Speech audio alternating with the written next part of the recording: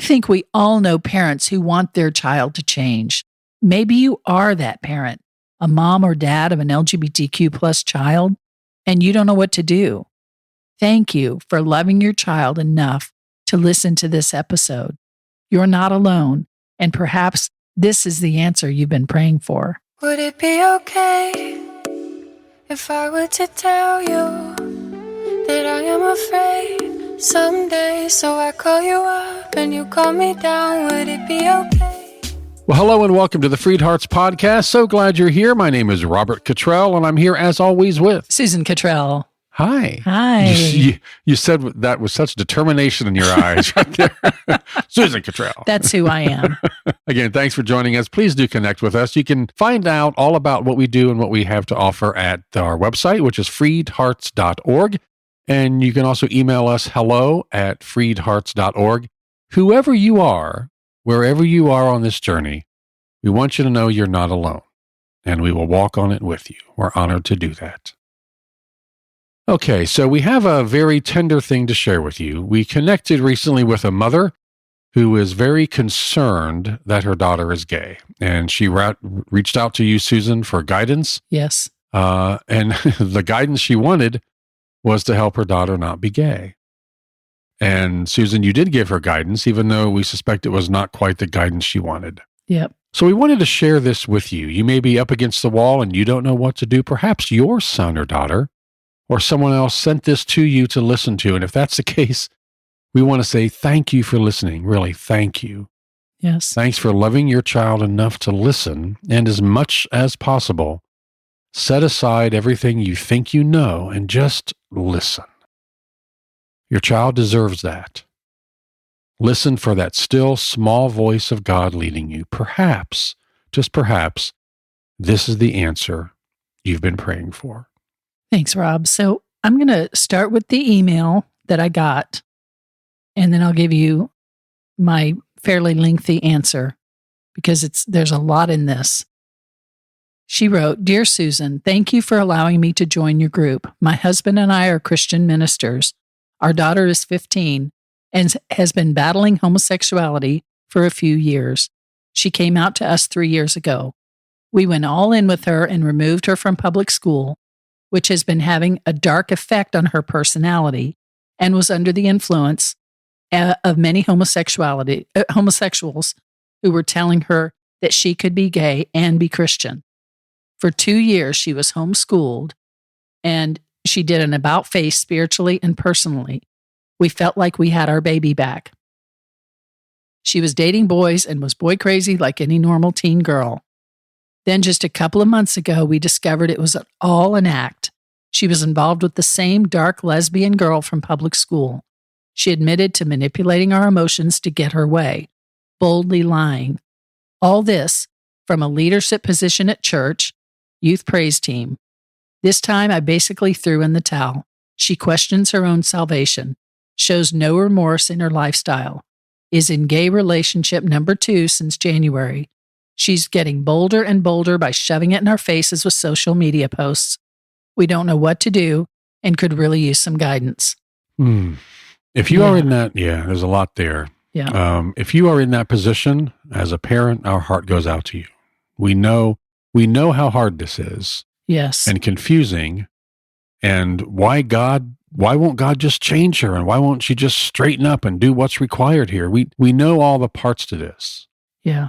And hear me now, they've all not worked. So we want to offer you a different perspective. Yes.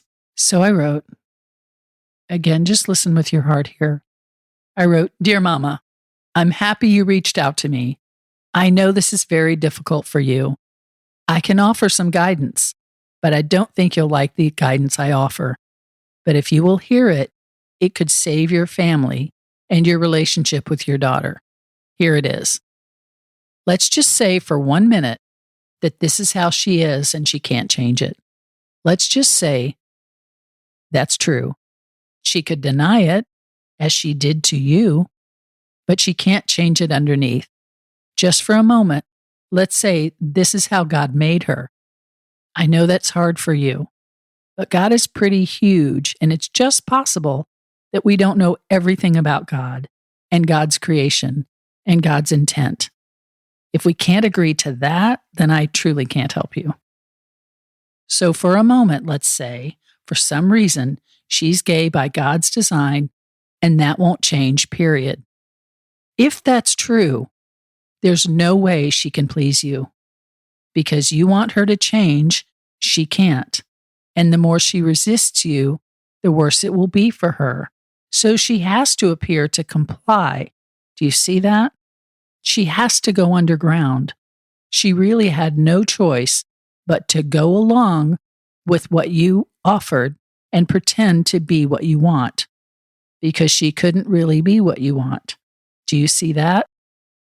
If that's all true, stay with me for just a minute, then to require her to be what you're asking when she can't, wouldn't that be the cruelest thing you could ask of her?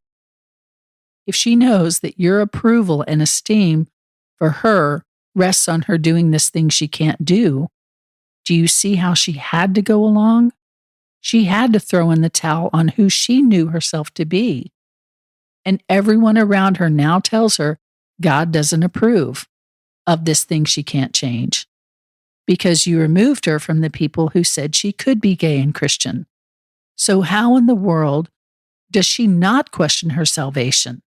Why would she embrace this God who does not embrace her? And if everything I'm saying is true, then it's a wonder she is still even listening to you at all. Can you see that? Boldly lying? Of course she's boldly lying. What other choice does she have? When she tells the truth, you take away everything dear to her. Tell her how wrong she is.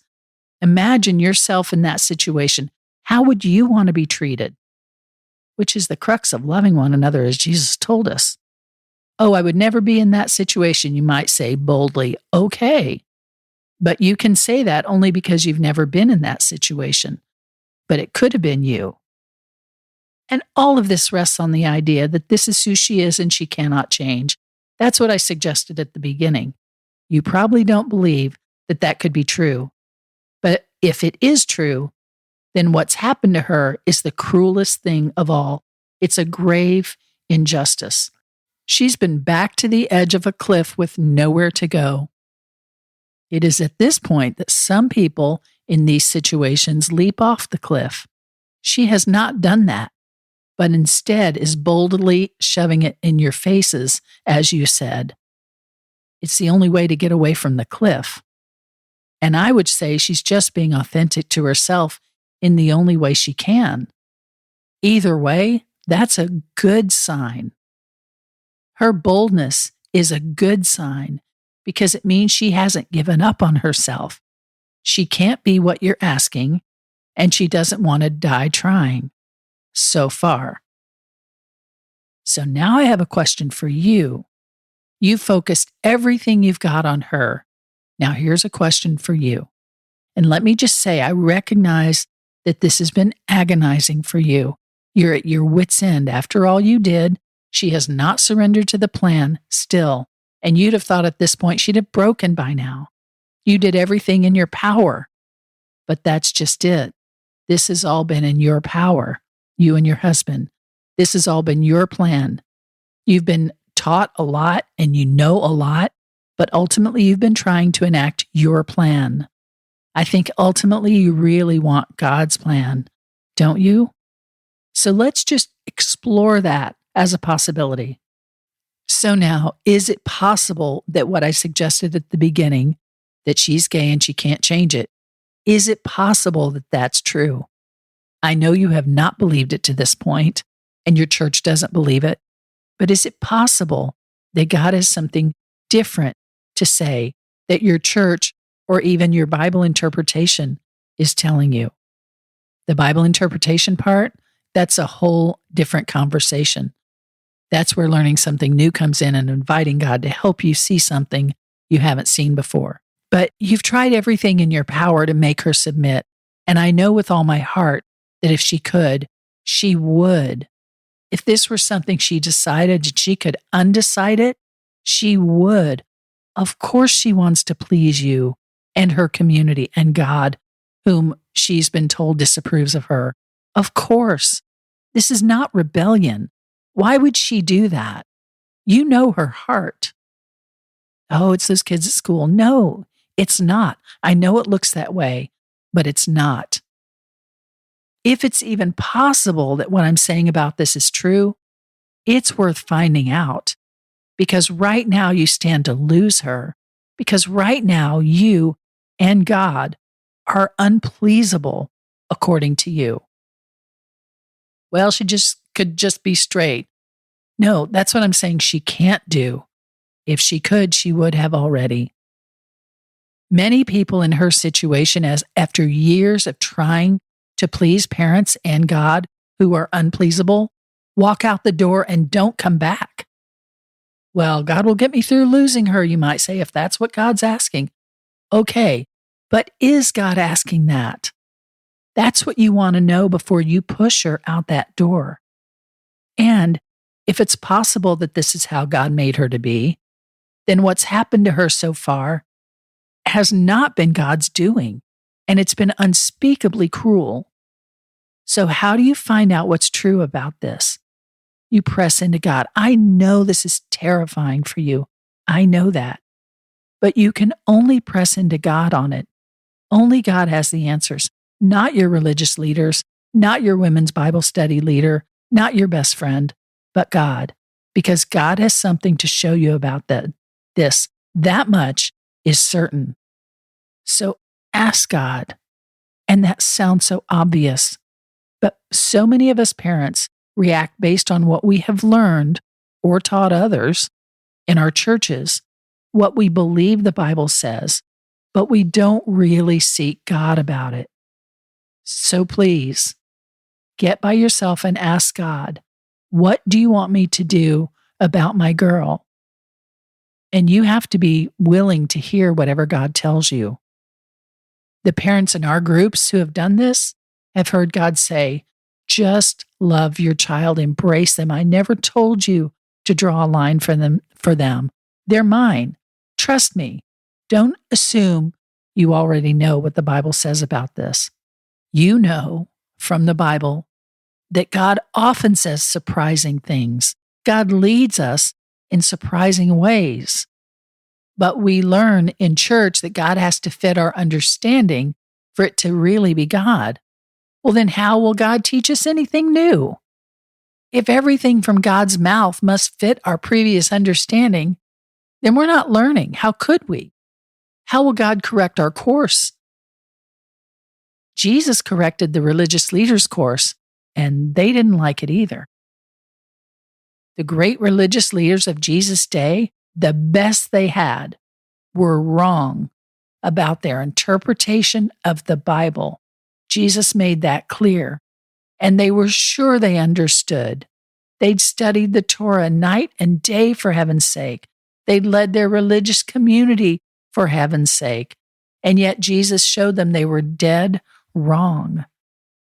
Do you think today's religious leaders have nothing to learn in all this? Especially when we look at the bad fruit about this belief about our gay children that is destroying them. The deeper in you've been, the harder it can be to see anything else. If this piece turns out to be wrong, you're afraid of what other pieces will fall. I know. I have been there, and it's not easy. But doesn't God ask for this kind of depth, not just repeating what is not working? I think this is the rigor of the Christian walk. And people who are unwilling to do this are not really following God. They're really just following the leader. I know this is scary for you. It might be good to ask, why is it so scary? Parents say they're afraid for their kids' futures. I get that. They're afraid for their kids' soul. I get that too, because our churches teach fear instead of trust. But set all that aside and ask, why am I afraid really? Ask God and let God speak to you. What would I have to give up if I turn out to be wrong here? And that's where you really may very well find your answer. You may have to give up the esteem of your friends. You may have to give up your position in your church. You may have to give up your own assessment of the parent that you thought you were and worked so hard to be. Somewhere in there is probably where the truth is. And I don't say that to minimize that. It's a very big cost. It might also be eye-opening to ask why the church would exact that cost from you. You didn't make your child gay, and Jesus didn't tell you to draw a line in the sand on that. He really didn't. So why are they? Why is this such a big deal? I mean, you see the questions leaping out of the box. It's no wonder we just want to put the lid on that. These are questions to take into your own prayer time and leave your child to do their own wrestling. Don't do the wrestling for them. God didn't ask you to, and your child didn't either. My friend told me that she trusted God with her son in every way, except his sexuality. And one thing came to another, and he died. So you need to trust God all of the way. That's what God's asking of all of us. And I've gone on and on here, and I hope I didn't overwhelm you. The writer here and you listening are asking good questions, and I know the thinking that goes into it. We were in churches for 20 years that believed the same way.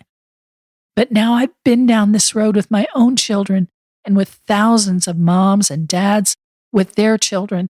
It's not easy. It may be akin to hiding Jews in your basement in Nazi Germany, or helping escaped slaves to get to the Underground Railroad, or working to stop sex trafficking today. These are high callings, but they're what Jesus asks of us. And when our gay kids are being destroyed by pastors and parents and politicians, the authentic Christian response is for us to seek God on our face in blood, sweat, and tears and say, how can I help protect these children? Show me. It's not to sit in our pews with our hands in our laps and make sure no one around us is sinning. It's to be a good, kind, loving, and helpful neighbor. God does not need our protection, but our children might, not for their gender and sexuality, but from a world who would destroy them for their gender and sexuality. Please ask God how to proceed and then listen and follow that still small voice of spirit. And the more surprising it is to you, the more likely it is from that still small voice of spirit. Your family and your child need you to do that. With love, Susan. Again, whoever you are, wherever you are on this journey, you are not alone. Reach out to us at freedhearts.org, and we will walk this path with you. We'll talk to you next time. Bye.